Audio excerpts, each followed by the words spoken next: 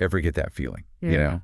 Like you just left a meeting and nothing like overtly bad happened, but you still feel kind of deflated, even a little bruised. Oh, yeah. We've all encountered those people who can deliver these subtle digs disguised as compliments, and that's exactly what we're diving into today. I ready.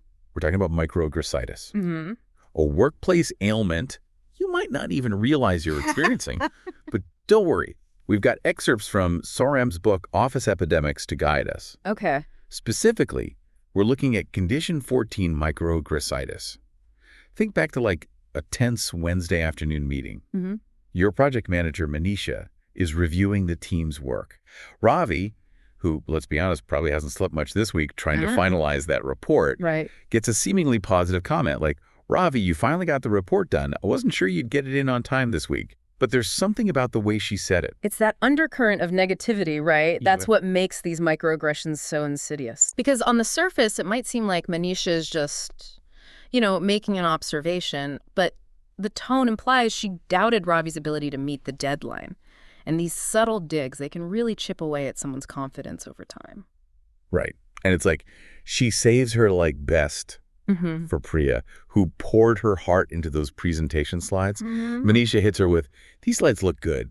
Much better than your usual work. Yeah. Ouch. It's brutal. I can feel that one. Yeah. Absolutely. Saram refers to these as quills. Okay. And they might seem small and insignificant individually, but, just like with a porcupine, one quill might not be a big deal, but a bunch of them, you're going to think twice about approaching that porcupine again. Yeah. Makes sense. It's the same thing in the workplace. Okay, so let's say you're listening to this right now and thinking, wait a minute, this sounds eerily familiar. Yeah. Why are some people constantly dishing out these microaggressions? Is it just a power trip, or is there something, I don't know, deeper going on? Well, the book talks about insecurity and a need for control as root causes. Individuals like Manisha might be subconsciously trying to assert dominance or mask their own vulnerabilities. They could be feeling insecure about their own performance and resort to these tactics as a way to, feel more in control. So it's not always a calculated attempt to be mean, but often stems from their own insecurities bubbling up in these, like, weird ways. Exactly. It's like a defense mechanism almost. Rooted in their own lack of confidence or empathy.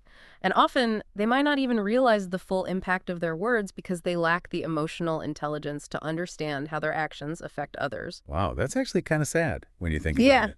But that doesn't make it okay. Right. So if you're sitting at your desk nodding along, how can you tell if this is happening in your work life? Yeah. What are some, like, red flags to look out for? So Saram actually outlines 5 key symptoms of microagressitis in the workplace. But for the sake of time, maybe we can just focus on a few that are like especially common. No. Keep your ears open for those backhanded compliments we talked about earlier, where the compliment is always followed by a qualifier that kind of diminishes your accomplishment. Like you really nailed that presentation for someone with your limited experience. There you go. For sure. Exactly. Or those like passive-aggressive remarks. So instead of addressing an issue directly, they use sarcasm or veiled criticism, leaving you feeling kind of unsure of where you stand. Oh, it's so great you decided to join us on time today. Exactly. I see what you mean, right? Exactly. And this is where it starts to get serious because it's not just about a few awkward comments here and there.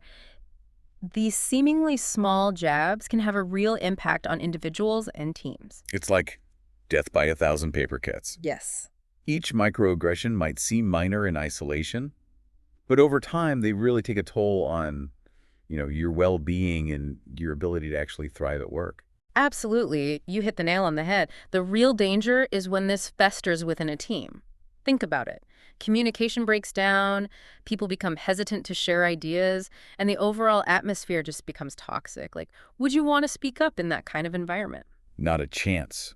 Who needs that kind of negativity weighing them down? And the source doesn't sugarcoat it.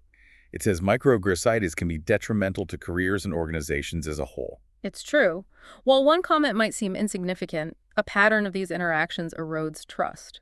Colleagues become wary, and opportunities for collaboration and advancement, they diminish.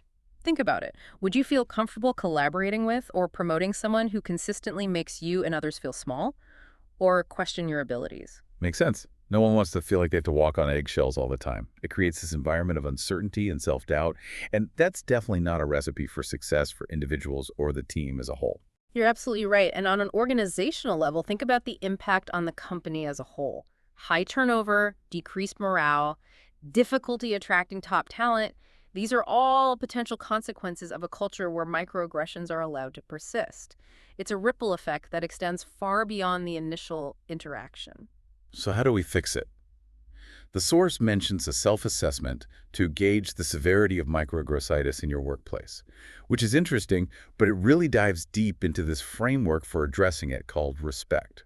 I'm curious, can we break that down a bit for our listeners so they can start putting it into practice? Absolutely. Let's unpack the RISPEC framework. It's a fantastic tool for tackling microagressitis head-on. Okay, so the first step is recognize. What exactly are we hoping to recognize here? It's about recognizing the very real impact of microagressitis, both on individuals and the team as a whole. This involves acknowledging that these subtle digs, even if unintentional, have real consequences and can create a toxic work environment. So it's about moving beyond that, oh, they didn't mean anything by it mentality, and understanding that, like, words have power whether we intend them to or not. You got it. Next comes empathize. Imagine yourself in the other person's shoes. How would you feel if you were constantly on the receiving end of those backhanded compliments or subtle digs? It's about cultivating a deeper understanding of the impact of those seemingly small actions. That's so important because what might seem insignificant to one person can be really hurtful to another. Okay, so we've recognized the issue. We're trying to see it from the other person's perspective. Now what? Now comes the tricky part. Speak up calmly. Confronting someone about their microaggressions can feel daunting, especially in a work environment. Yeah, I could see how that would be nerve-wracking. So how do you even approach a conversation like that without causing, like, a huge scene or making things super awkward? I feel like there's an art to that. There definitely is. And that's where the calmly part comes in. The key is to approach the conversation with empathy and a focus on finding a solution, not placing blame. Remember, you're not trying to attack the person, you're trying to address the behavior and its impact. For instance, if a colleague makes a comment about how, surprisingly well, you handled a task, you could calmly reply, "Thanks for the feedback. I'm always looking for ways to improve. Could you be more specific about what aspects you found surprising?" Ah, so you're turning it into, like, a learning opportunity rather than a confrontation. Exactly. I love that. You're highlighting the impact of their words without putting them on the defensive. Okay, so we're getting into the nitty-gritty of addressing these microaggressions head-on. It feels a little like, I don't know, disarming a bomb. Yeah. You need the right tools and a steady hand. What's next in our Respect Toolkit? You're spot on with that analogy. It definitely takes a delicate touch. So after speaking up calmly, the next step is provide feedback. And it goes hand in hand with that calm, direct approach we were talking about. So instead of just saying, "Hey, that comment rubbed me the wrong way," you'd give specific examples and explain how those microaggressions made you feel. So instead of that comment wasn't cool, it's more like, when you said X, it made me feel Y because of Z. Yeah. Specificity is key. Exactly. Focus on the impact. Then we have educate on impact. This is where you explain why those microaggressions are harmful, even if they weren't, intended to be. Think of it as a little, like, consciousness raising. We all have blind spots, right? So it's about gently illuminating those for the other person. Right. You're not attacking them, you're inviting them to kind of expand their understanding. You could even share some resources that resonated with you, articles, books, podcasts like this one. Help them see that this isn't about being, like, politically correct. It's about creating a workplace where everyone feels respected and valued for who they are. Knowledge is power. And sometimes a new perspective is all it takes, right? Now the next step feels like a big one. Commit to change.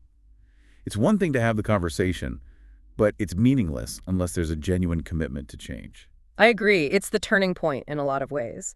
This step requires self-reflection and a willingness to acknowledge that, hey, we might have blind spots when it comes to our communication style. And finally, take action to foster inclusion.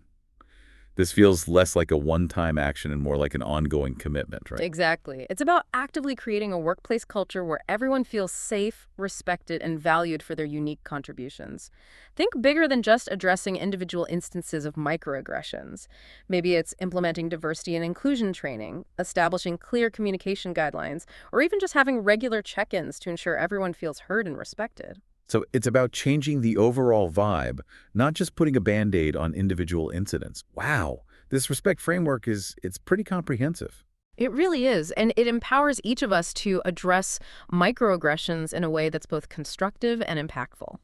This deep dive has been, I gotta say, eye-opening. It's not just about recognizing microaggressions in others, but also about taking a good, hard look in the mirror, right?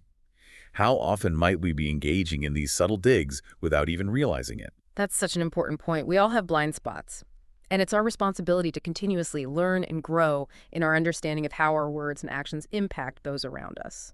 It's a journey, not a destination, right? Absolutely. It's about being open to learning, growing, and creating more inclusive workplaces for everyone. Thanks for diving deep with us. And remember to check ourselves before we wreck ourselves and our workplaces.